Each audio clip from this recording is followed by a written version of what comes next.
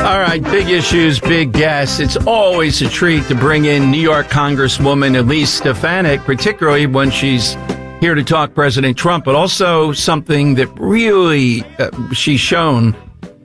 College campuses, anti-Semitism. There's a development there. Congresswoman, welcome back to Philadelphia. Thank you for joining us. Great to be with you. I saw this headline today, and I'm so glad it dropped on the day you were on the show, and I want to link it to the Harris campaign ultimately here. But kudos to you and your colleague, Joni Ernst, and others for calling upon the FBI to investigate this anti-Israel group at Columbia again for allegedly endorsing violence. This is part of a trend that we have seen, that the Biden and Kamala Harris administration have turned their backs on not only our Jewish community across the country, but specifically Jewish students. And you have foreign entities, foreign dollars flowing into our higher ed universities that are sowing this anti-Americanism, anti-Semitism. It needs to be rooted out from its core. So I was proud to work with Senator Joni Ernst on this. And this is why congressional oversight is so important, to make sure that our higher ed universities abide by their Title VI and civil rights requirements to protect Jewish students on campus, which they are not doing. And President Trump laid out very specifically in multiple speeches when it comes to combating and condemning anti-Semitism that he will hold these universities accountable on day one. And of course, we're working to ensure he has a Republican Congress and a Republican Senate to work with him on that. Now, the connection to me, and again, I'm open to hear the Harris campaign come up with the rationale. She had hecklers, and nobody, I don't care if they're heckling for the Trump side or not, at two events. One was pro-life, that was the second, and the first one were these people that disrupt everything about alleged genocide in Gaza. She says with that group, the young man has a point there as they're being ushered out. The pro-life people, her statement was, you don't belong here, you belong at the smaller rally down the street, meaning the Trump rally. What do you make of it? It's a disgrace, and how unbecoming, and she is unfit for holding the highest office in the land, that is President of the United States. When it comes to her agreeing with that pro-Hamas talking point, accusing Israel falsely of genocide, and the fact that Kamala Harris agreed, it is absurd. It should concern every single American. Frankly, it's an un-American statement, because the reality is it's Iranian-backed Hamas and Hezbollah who are the terrorists, who are committed to pursuing genocide against the Jewish people, against the state of Israel.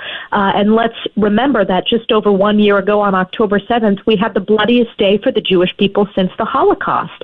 So as Prime Minister Netanyahu said in his speech to Congress, which, by the way, Kamala Harris as vice president skipped when you're required to go as vice president, he correctly pointed out that it is the terrorists that are advocating for genocide, not just advocating, but that are killing Jewish people, Israelis, because it is the terrorists who are calling for genocide. Israel is defending its right to exist. Israel has every right to its self-defense, and at every opportunity, Kamala Harris has turned her back on them. Yeah, and I think you and I know that you can only carry your true hiding your true self for so long. In a moment like that, spontaneously, that's what she comes up with. Wanted to talk about something we don't hear a lot about, but you're on this. I follow your Twitter, etc. Due to the lack of border protection, we're seeing incursions now in New York and other places, the northern border with Canada. Absolutely. And when we talk about the border crisis, it's both the southern and northern borders. And I represent the Swanton sector, which is one of the hottest spots in terms of the skyrocketing of illegals crossing.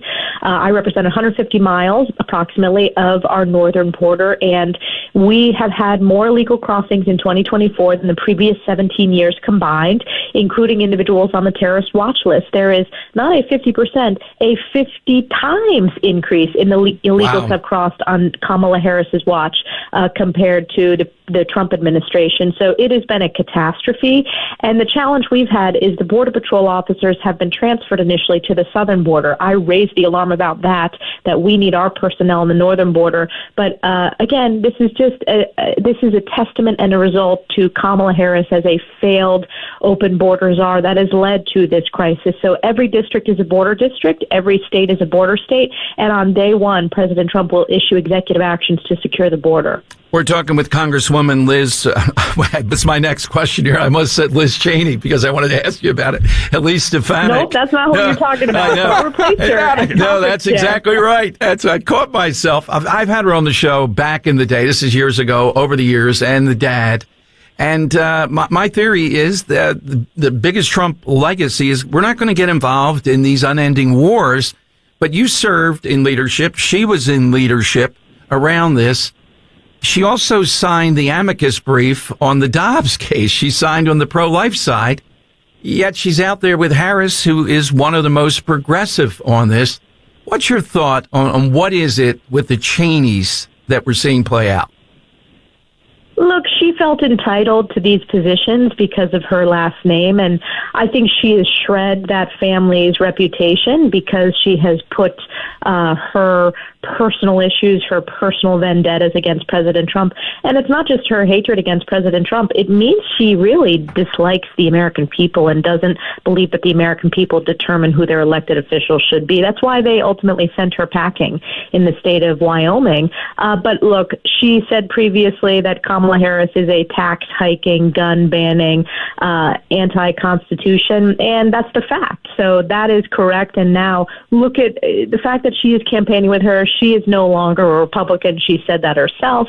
And I think the American people are smart. They see through this. And President Trump is running a great campaign. He is gaining support among all Americans from all walks of life, all different backgrounds, Hispanic Americans, Asian Americans, African Americans, men, women, first-generation Americans. This is the America First movement is exactly that, America First, and that's why it's resonating. So Kamala Harris is running a losing campaign, bringing out these surrogates who are not gaining her any votes. And it's just the joy is gone in the Kamala Harris campaign. Remember that when she said she was going to campaign on joy? Yes. It is not joyful when they're looking at these poll numbers.